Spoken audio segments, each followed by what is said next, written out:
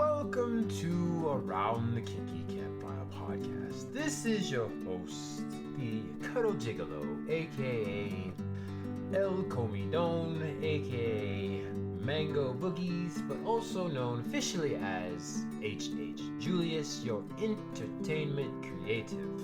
I'm here with Miss Rue, our education guru, and our goal in this podcast is to destigmatize the taboo topics of kink, non-monogamy, and BDSM. We like to educate through awareness and with our experiences, and we are not certified professionals as of yet. So our non-judgmental topics, with a dash of facts, are to be taken mostly as entertainment and with, some slice of life anecdotal stories. Your opinions, lifestyles, and or way of thinking may not be in alignment with ours, but your opinion, lifestyle, way of thinking is also okay as well. And the fact that you have an opinion is valid. We're not here to change your minds. We are here just to provide a different point of view.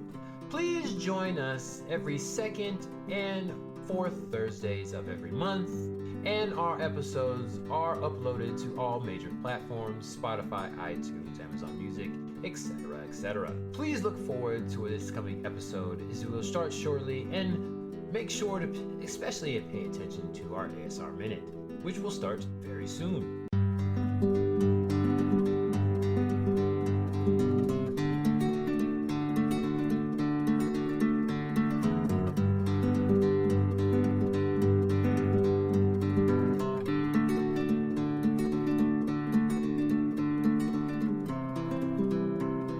Welcome back to the Kinky Campfire Pillow Fort Session podcast. This is your host, El Comidon, aka Cuddle Gigolo, aka Taco Knuckle, aka the Honorable H.H. Julius. That might sound presumptive, but that is the official name now. It does not stand for the His Holiness that is typical if you know anything about the Buddhist, I believe that is Buddhist, culture, religion. This HH stands for His Happiness, Julius. Going to brighten up your day, hopefully, with a little bit of knowledge. I'm here for awareness. That is my platform that I stand on. I'm here to just pass along information. You will get some of my opinions and mostly facts. I'm here to share facts, but you tune in for my opinions, in this case with the Pillow Fort sessions, and then our opinions when we do our little group sessions, which are still on hold for now. We'll get back into those hopefully in the coming weeks before the end of the summer. The official end of the summer is over. Some of you are probably already getting ready to go back to school. If you are in college, reminder, this is an 18 and up, as you heard in the disclaimer. So little kids should not be listening to this. But if you are college age or post-grad age, bachelor, post-grad, all that stuff, doctorate, feel free to listen, because this is for you as well. Some of us are in our 30s going to school still, so more power to you, and very proud of you for continuing your education. But I feel sorry for you, kind of, sort of, maybe. School's starting again. I'm not at that point again in my life. I will be going back eventually. Right now, I'm just going to do some certifications, still working on that sexual coaching certifications, in the process of that. Having a little financial issues, but hopefully those will get worked out here eventually. But officially, you know how we like to start this. What am I drinking? What are we drinking? I am drinking a Fuji apple flavored sparkling water beverage with other natural flavors, the Clear American Fuji apple, and it is pretty delicious. No alcohol right now. It's still early in the week. Y'all know that Julius likes to get his drink on, but a little bit later in the week. I'm definitely a Friday night drinker. That's probably the most I'm going to drink out of the week. Maybe a Saturday night. Very rarely a Thursday. If we are recording, that's probably the only time I'm going to drink during the week or hanging out with some friends. But for right now, here's your 30-second ASMR session. It's not even ASR minute. ASR half minute.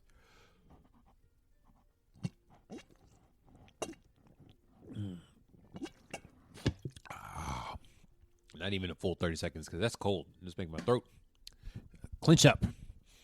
So, right now, it is the Pillow Fort sessions. The Pillow Fort sessions are little quickie fillers, specific deep dive opinions from a solo member. In this case, you're getting Julius right now, Mr. Taco Knuckle. Hopefully, Miss Rue will join me in one of these, do her own type of thing. As stated before, hopefully you've been listening for the whole month of July. This will be probably number 5 or 6, I think, in the rotation of the Pillow Fort sessions. Right now, while we're on our little break until we can get back together as a group. So I just want to go specifically into a specific topic and do a little practice. I will be using it as kind of a practice for a class I want to do eventually. Hopefully going to a couple conventions and teaching there. Previously stated conventions, the LLC convention and Beyond Leather. That would be like a goal in life to be able to do that. Join Miss Rue while she does her thing. Hopefully I can start and figure out what I want to talk about. But yeah, this is a practice. Hopefully y'all enjoy this. We have the Kinky Campsters Instagram. So go on there and join, follow, all that stuff, and then you can send private messages to the account there. And then we have the Around the Kinky Campfire at Yahoo email for business inquiries and stuff like that. Or you know, if you have any questions or comments you specifically want to ask somebody, you can go to the email and drop a message there. But for now, the topic of the day is dating in the BDSM poly / monogamous / non-monogamous world. I know there's like ethically non-monogamous and consensually non-monogamous, or it's kind of a thing, but to me, I don't know about my other member, but I believe non-monogamy is kind of should be implied. Whether you're being monogamous or not, it doesn't really matter. If you're in a relationship, it should be consensual. I know people, kind of take it for granted, but I would like to practice that or present the fact that ethically and consensually should be going into a relationship either way. So dating right now is how you get into a relationship. You usually need to date first, unless you're, pre-planned marriage. Wow, I can't think of the word right now because I'm so against it. It's like a weird thing, but it does still happen. Predetermined marriages or whatever. Y'all know what I'm trying to say. That thing where you don't know your family kind of finds the person you want to marry, that type of thing. But for most of the world, for most of the known world, dating is a thing. Little fact, not a lot of people know, modern dating actually started in 1890. So it's just a little over 100 years old. 130 now. 133? 1890 is when the modern dating, this is different than courtship, which people might get confused at. Courtship was more, you're going to get married. And so you kind of like wind and dine. Your parents kind of set it up for you, and you just kind of had to court. Most of the times it was men courting women. I don't know if it happened any other way before that time, but it was more just kind of a business agreement type thing. There was no feelings or love involved. You just kind of gave up some goods, usually some money and some land or something, and then you got the prized.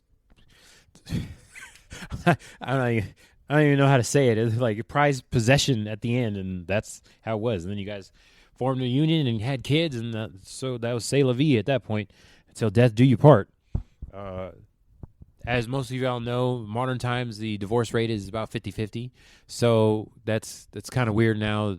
People are getting into marriages and not doing it for love. It seems more so successful when there's love involved. I'm not really going to get into that part of marriage because we do deal more with poly and BDSM topics here. So I'm specifically going to be talking about dating as far as that's concerned. So I know my opinion on marriage is like, why do you need to do it? I know some people can, and you can do that. That's okay. That's just my opinion about the whole marriage institution. So, but yeah, definitely if you're getting into it, of sound mind and it's consensual, go ahead and get married.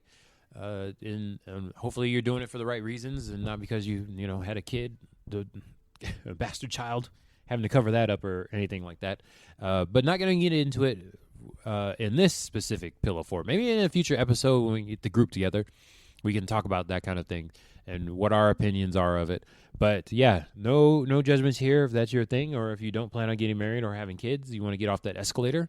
I'm in that camp. But either way, I believe dating, whether you are doing it for specifically what we talk about, non-monogamy or monogamy, please make it consensual. I just, asking for me. His Happiness Julius would just please be consensual. That's kind of our motto here, or call to action. Just be consensual. That's all we ask. And the stuff I'm going to talk about, there's no specific pronouns, so it can be man, woman, non-binary, gender non-conforming, all that different things, and different roles. So bottom, top, sadist, masochist, master, slave, dom, submissive, anybody. I believe these kind of rules for dating in the alternative communities, specifically poly and BDSM, but I mean you could go to like swingers and open relationships as well. Your goal might be a little bit different, or what you're looking for might be a little bit different, but going about it, I believe, is very similar in all the different accounts. A lot of people right off the bat, you might be single, you might have been one of those people that quarantine heavy during the during epidemic times and are just now getting back into dating. I know I've seen a lot of it on Reddits and on FetLife, and everybody's like, oh, I'm scared to go to these things alone, or I haven't dated anybody in a few years now. I've been single just because I quarantined hard, and now I'm getting back out there. So, just be patient with yourself. This is one of those things where you can't rush it. Some people get lucky, so I'm just talking to the general people. You're going to get into situations and you're like, oh, damn, I kind of fucked up. I went a little too deep. I got a little too excited. So just, hopefully you notice the red flags, and of course, probably, is it worse? It's just more of a mistake. If you did notice the red flags and you just blew right past them.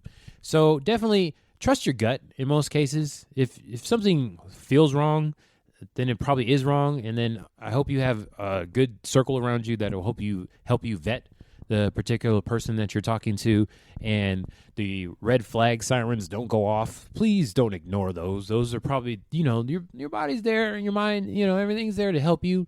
So if you see or notice red flags, stop and take a minute, do some self-reflection and be like, is this as serious as I think it is? And if it is, probably have if you want to, help the person and continue what you're doing and developing a relationship, probably discuss those and see how they react to you saying something. So if somebody's being an asshole, just plain and simple, just point it out to them and see how they react. If they give it a reaction that is, healthy, can't say good or bad, it's just healthy, that you can continue to move forward, then you do that there. Everybody's going to make mistakes. Don't beat yourself up if you make a mistake, and don't beat up the person if they make a mistake. Just call it out and see how they react. If they're very forgiving and they give a healthy, ask for forgiveness in a healthy way, then, it's up to you to give them another chance. If they do it in a healthy way, to me, it's like, give them if it's early enough and nothing serious has happened, then I would say just give them another chance. But it is up to you. Definitely, if that flag is super duper like blood red, and definitely pull the brakes. You are not obligated to continue a relationship. Just so you know, no matter what the other person says or all your friends say, you can always pull out at any time. And pulling out is good in most cases, especially in this one. Not in all cases, but in most cases. But in this case, feel free to pull out whenever you want to. Use protection, but pull out still. So that's my little disclaimer at the beginning. Red flags, consensual. This is for everybody. I don't care what's monogamy or non-monogamous thing. If you're doing it especially in the BDSM, because you can have both of those, and then whatever form of non-monogamy, whatever point you are on the spectrum. And also the monogam. So this counts for like monogamous people and the monogamish people too. Everybody, just be consensual. Talk about it. Communication is key. Communication is key. I keep saying that again. Can I get louder and closer to the mic? Communication is key. That's how you get consensual. You got to negotiate stuff and talk about it. So places that you can meet, most like non-monogamous and BDSM people, obviously it's in person or probably using like a dating app or some kind of service or something. So speaking of quarantine times, a lot of public events got shut down unless you were one of those renegade people, and no judgment here. If you did that, you did that. You are probably not as socialized as you are used to, or you finally, hit that point during quarantine. It's like, I can't take it anymore. I'm a super introvert, but this is too much. I can't be myself for multiple years in a row, and you want to go out and go to a public event.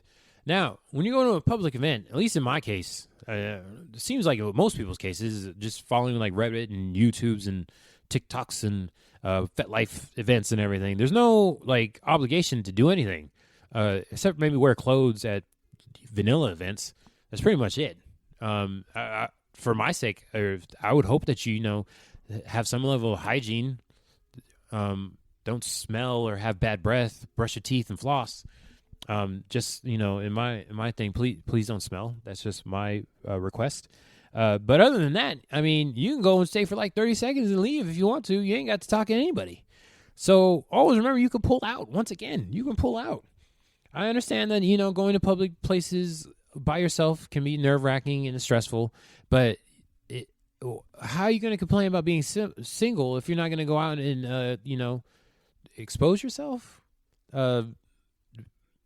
Put yourself in a place to be seen so people can, have some kind of communication with you. And then, the people talk about dating apps. That's another way to meet people. To me, and this is my personal opinion, I don't see much difference between dating app and in person. They're both stressful to me because you're putting a part of yourself out there. I would say it's more stressful in person. I don't know. You get more of a reaction in person because you got multiple people seeing you, and you can see how they make a face usually at some point, or no face, but that's still a reaction as well. No reaction is a reaction, I think. So I feel it's the same. People hate on the dating apps, and me personally, it's like that's just more exposure. I'm going to run into people I wouldn't run into on a regular basis because even going to public events, you're not going to meet everybody in your local area or city, wherever your town, whatever. And there's going to be people that just they do the dating apps, and you can be on a trip and still communicate on a dating app. So to me, that's just more exposure. As far as I'm concerned, there's more exposure on dating apps. You're going to run into people you're just not normally going to run into. And you can have a bunch of things in common. You just have never seen each other in real life. And then there's going to be times when you go to a public event and you might get lucky and they were there that one time. They never came before. But then there's some times where like there'll be, something came up and they weren't there. And it's like, oh, man, I missed you. Missed encounters, that type of thing. That was, Craigslist. Missed encounters. But I could go into the whole thing of like public events and meetings versus dating apps, but to me they're not much different. So I guess that's another disclaimer for what else I'm going to be talking about, because to me there's not much of a difference. So there you can you'll have your morals, okay? Public or on a dating app, you have morals and you have your standards. So make sure you take the time to figure out what those are. Morals are your basic belief of what you feel is right versus wrong. Everybody has different morals. I mean, there's general ones, and don't hurt animals and stuff like that. But everybody has different ones. So make sure you know what yours are, and hopefully you're meeting somebody that has similar morals to you have, and then you build your standards up, and you have those as well. Those are just kind of the things that the rules that you have for yourself and anybody else that you decide to have a relationship with, whether it be friends, family, or another partner, romantic partner, or any kind of partner, really. So I'm not going to get super into morals and standards because that's really a whole nother discussion right there. But make sure you know what those are. You have your way of, going about life. And hopefully you're looking for somebody that has lines up with yours.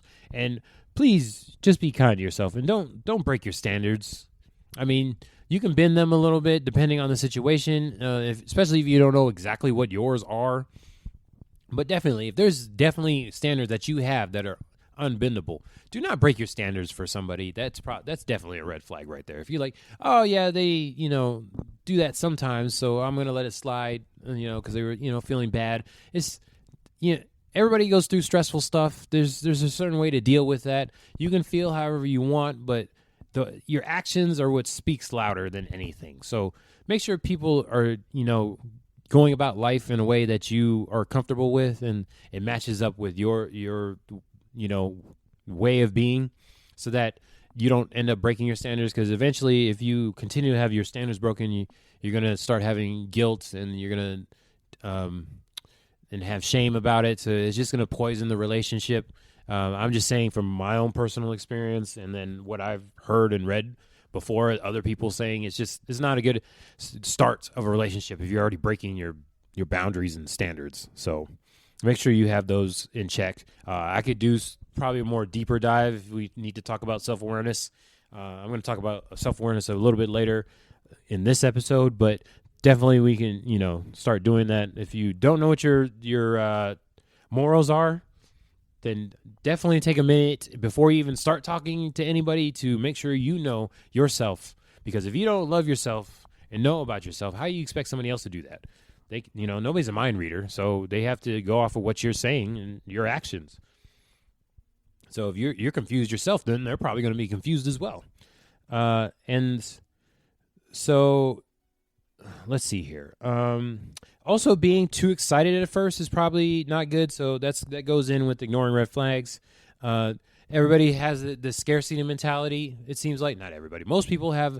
It's a huge generalization that most people have the scarcity mentality right now. I know insecurity creeps up on some people. It's like, I finally got a connection, and I don't want them to go away because I'll be alone forever if I don't latch on to this person.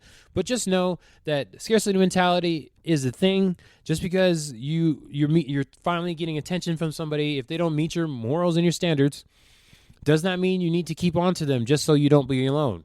Just be comfortable with yourself. If you can't be comfortable with yourself, how do you expect anybody else to be comfortable with you? Spend time with yourself, get to know yourself. And hopefully you end up loving yourself, because if you can't love yourself, how do you expect anybody else to love you? These are things that need to work on before you even start dating. So I probably skipped a step here. We should probably just talk about self-awareness first before we do anything. But these episodes are going to jump around, so I'll probably get to it eventually. But please, people, try to live in a state of abundance. There is always another fish in the bucket, in the sea, all that stuff, the ocean. So just know, if that person is just sending up too many red flags, then move on, pull out. Like I said before, just go ahead and pull out of a relationship, a dating experience, an event. If you're not feeling comfortable, then go ahead and just pull out. You can always try again. And if, there's too many red flags and you don't want to give that person a second chance, then don't do it. Just trust your gut. And let's see, I'm going to jump around again. Once you get to the point of knowing yourself, there's going to be times when you read a book or listen to a podcast. It's like, all right, I'm going to use these tips, and once I'm ready, I'm going to go out there and meet people. There's never going to be once you're ready. You're always going to be learning. And this is a hot take from Julius, okay?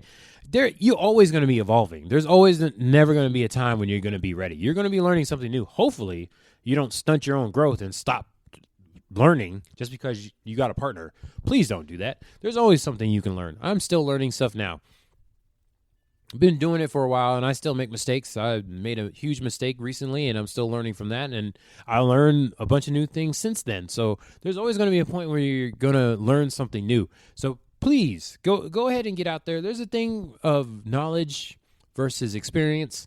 You can learn something forever. Like, you can learn about a country. I'll read a book about India and all the culture and everything. But there's nothing like actually going there and smelling the smells and feeling the dirt and the trees and the people and all that different things. So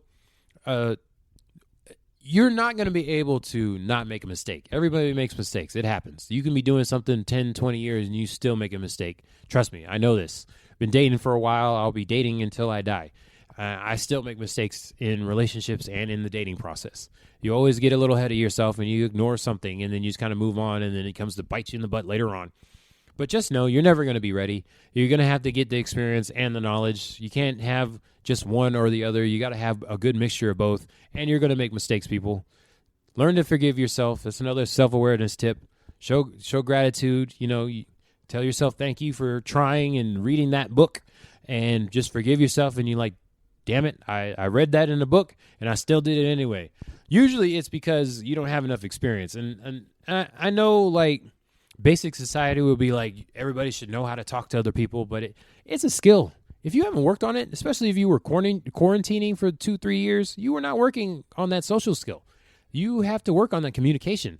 That's the thing. So if you need to work on that by practicing with other people, there's going to be speed bumps there, and there's going to be mistakes. So you're going to take the whole 1 step back and 2 step forward thing. It's going to happen. I don't care how long you've been doing it. You're still going to make mistakes. You can be the OG player, been fucking everything under the sun. You're still going to make mistakes. I'm telling you right now.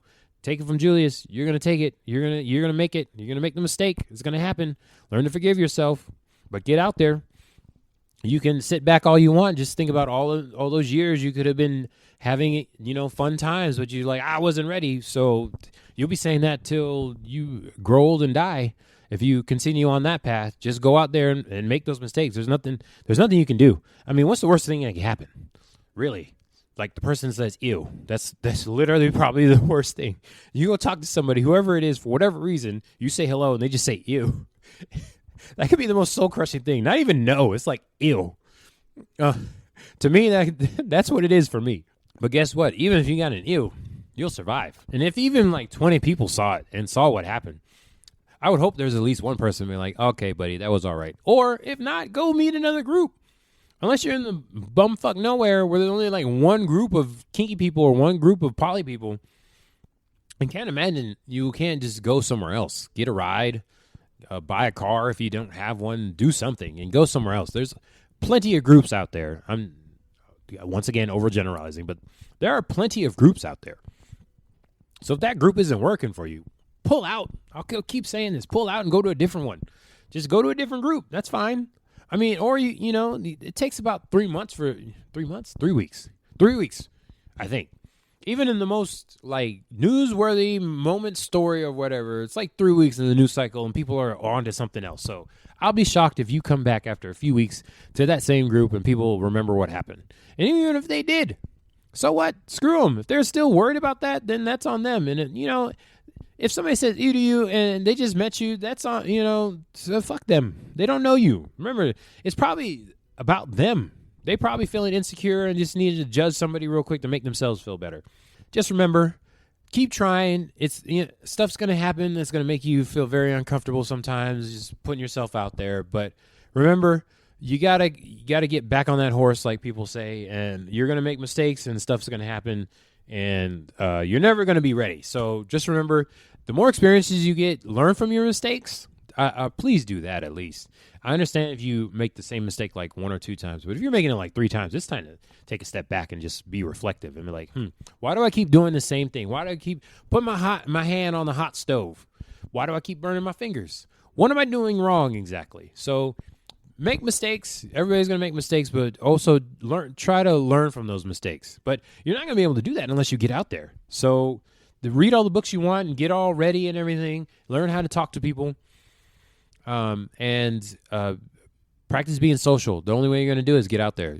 Just get out there. That's all I got to say. And also remember that even if the person rejects you, whoever it is in that new group, I can't imagine in our lifestyles that people I've never really had that happen unless somebody was just being an asshole where the whole group rejected you. I understand you come on a little strong and that person doesn't want to talk to you, whoever you like are attracted to or were trying to flirt with or talk to. I understand they might just be having a bad day or something. But remember, everybody in public situations, once again, overgeneralization, but I say everybody. Most people are nervous and scared just like you are. If you don't believe that, go on Reddit and just read a bunch of stories or something. Go anywhere, really. Any kind of comment section on any kind of public event somewhere. Somebody's like, I don't want to go alone, blah, blah, blah. Everybody's just as nervous and scared as you are. And not everybody handles that kind of situation, a stressful situation, the most healthily. Very unhealthy reaction. So if somebody's judging you, it's probably because they're nervous and scared just like you are. So just remember that. It's probably not about you, so don't take it personal. And let's see here. Once you get your practice going, try to develop a filter. There's a filter. So if somebody's reacting badly to you, don't take it personally. They're probably just, like I said, nervous and scared like you are. So develop a filter. Hopefully you can learn to figure that out. It's going to take some practice usually. I know it took me at least a couple decades to realize that it's not about me. It's probably about them. And learning to realize that when somebody has a reaction, especially if they don't know me very well, it's like, we've never had a conversation. So where the fuck did you get that information? 'Cause I have a big thing about people making assumptions. And I make huge assumptions myself. I'm trying to lower my expectations and assumptions as much as possible. But there's going to be times when people make an assumption about you and they're like, we've never had a conversation, so I don't know where the fuck you got that from. If you want to get to know me, we can have a one-on-one conversation in private, over dinner or lunch or something. We can talk it out. But yeah, working on lowering expectations and helping people with their incorrect assumptions is something that I've been working on. I do it too. If I care enough, I'll figure it out. But this is a big epidemic in society. People having high expectations. Just make sure you lower your expectations. Everybody's in the muck along with you. So a lot of people are probably going through the same thing you are in a way. So try not to judge people. And if somebody, incorrectly judges you and makes an assumption, just know they probably going off some kind of like a fight or flight reaction, fight, flight, fawn reaction, and they are protecting themselves from an uncomfortable situation. So just remember that it's definitely probably more about them than it is about you.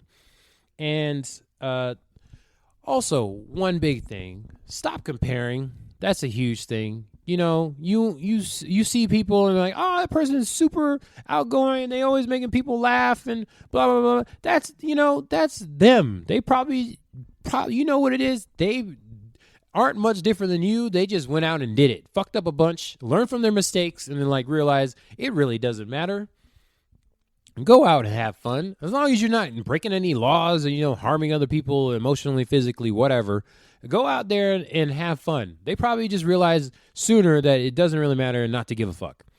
So don't compare yourself to other people. They're doing their thing. You do your thing. What makes you feel comfortable? How do you get energy? Is it from having small one-on-one conversations with people or talking in front of a whole group and public speaking? It's all about that. That's another thing about to be self-reflective about. Learn where you get your information from. If you're the type of person that likes to talk and spend time with yourself mostly, but if you are going to have communication with somebody, it's one-on-one. Go out there with that intent and, let people know. I'm not really a big in-person or a big public, large crowd type person, but I prefer smaller groups or one-on-one communication. Let the people know, being vulnerable, that's the number one way to ingratiate yourself with people is to let them know some of your vulnerabilities, and don't be afraid to let people know some of your vulnerabilities that comes across creepy if you just a stoic person that doesn't really share too much about themselves. I know there are people that would like to take advantage of that, but you can't assume that everybody's going to be that way. I can't imagine 100% of the people that you come across are going to be, disingenuous and super manipulative or something and want to use that information against you, the whole group. I just can't imagine that. I mean, it could happen, but most people are just trying to be nice and get through the situation like you and find a group that accepts them for who they are. So make sure you just being a little bit more vulnerable because, the best way to get people to trust you, be vulnerable. right there. That's a good sales tactic. How do salesmen make the good salesmen make so much money? They show a little vulnerability and people trust them more, and then they want to buy whatever they're selling. So make sure you stop comparing. Comparison is the thief of joy. That's just, a good saying. Hopefully, I assume most people have heard that. But make sure you're doing what you want to do. So even if you are alone and have to try to force yourself to go out to these public events, just make sure you're doing it for you. If you're not having fun, then why do it at all in the first place? That, just doesn't make sense. So you see people there that are probably, to you, we're doing better than you are, but they're probably going through their own thing, and this is how they react to uncomfortable situations, by making a joke or something, or talking loudly, getting everybody to focus on them. That's definitely a tactic to overcome a stressful situation. Just put the attention on you, and then you can, control the situation however you want. That's something people do, but you don't have to do that. You do your own thing. And just be vulnerable with people, because, a lot of people are going through the same thing you are. Like I said, that's just a fact of life. So don't compare yourself to other people and be like, oh, man, they're so good at that thing, and then they can show other people and do it. No, worry about you. Worry about your skills and what makes, your clock tick. Have fun. And make sure you do it for the right reasons. Also, another thing to do in a good tactic in public situations is to meet people halfway. So if you see people that are kind of looking uncomfortable like you are, it's your first time coming to an event, give them a compliment, ask them a question. That's a good way to start any kind of communication. And then, do the same thing with them. If they ask you a question, give a little information and then ask them a question back. This is like communication 101. So if you have trouble meeting people, just think of a couple generic questions. You can Google some if you don't know any, but you don't know anything about most of those people there, especially if you're in a new place. There's going to be somebody you don't know. There's like a million questions, like where'd you come from? How'd you get here? What do you do for a living? That kind of thing. That one might be a little bit too intrusive, especially like a kinky event. Some people don't like to do that stuff, but just say, what are your hobbies? What do you like to do for fun? Generic questions you can ask pretty much anybody walking down the street. Good way to be. Give a compliment, ask a question. That everybody, once again, overgeneralization. Most people like to talk about themselves. So that's, a big thing. I kind of strayed off into like specifically public events when starting the dating process, but these same things work on apps too. Like I like the app process a little bit better because most of them are just one-on-one conversations, but that's how you start a conversation, the communication with anybody. Just, give a compliment and ask a question. Be a little vulnerable, especially if it's on a dating app. You can be one-on-one conversation. You can be more vulnerable than in a public group because at least other people, are like listening in that you may or may not want to talk to. There's just, a certain vibe. I know I don't, I'm not super attention seeker, and I prefer one-on-one conversations, so I think it's easier on the dating app. But you can do that in public spaces as well. So these tips I'm giving you work in both cases. So if you're starting the dating process, just remember the tips I gave you: be vulnerable, be self-aware, have your morals. Remember, you can always pull out. It's real simple, especially on the dating app. You can just click unmatched. Real simple. But yeah, be vulnerable, ask a question, give a compliment. This basic communication 101, and probably can talk about that in a future episode too, just communication. But those are some basic tips I just wanted to talk about. I kind of just went all over the place a little bit in this little dating thing.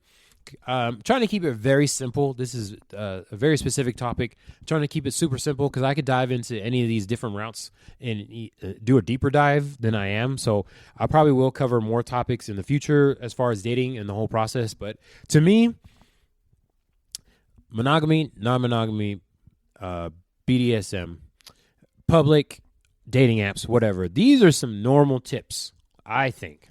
This is Julius's thing here, not even anybody else on the podcast. It's just me. These are all tips that you can use for all those different kind of situations. I know people like to ask specific questions. How do I find a dom? How do I find a sub? How do I find another partner? I got a husband. I got a wife. How do we find a third? How do I go about swinging with this other couple? Or how do I find a couple to swing with and blah, blah, blah, yakky schmackety? all that stuff's the same. In monogamy, it's like, how do I find a girlfriend? How do I find a boyfriend? I want to get married. I want to have kids. How do I find a partner to do that with? All that stuff boils down to these steps that I gave you, and I'm missing some, I know. So we'll talk about it more. But to me, and my opinion, why else are you here but to listen to my opinion?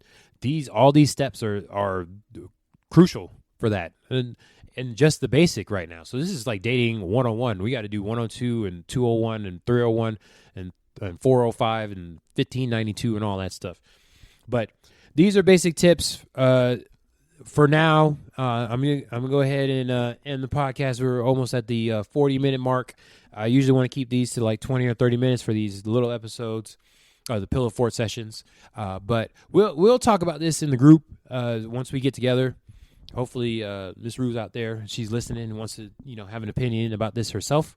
I'm gonna keep calling her out so she'll join me in these things, and we'll get to the group things here eventually, hopefully very soon, like I said at the beginning, hopefully within the next couple weeks. But for now, this is the Honorable El Comedone, Mr. Taco Knuckle, aka and officially H.H. Julius, and we will catch you later on the Around the Kinky Campfire podcast / Pillow Fort sessions. Hello.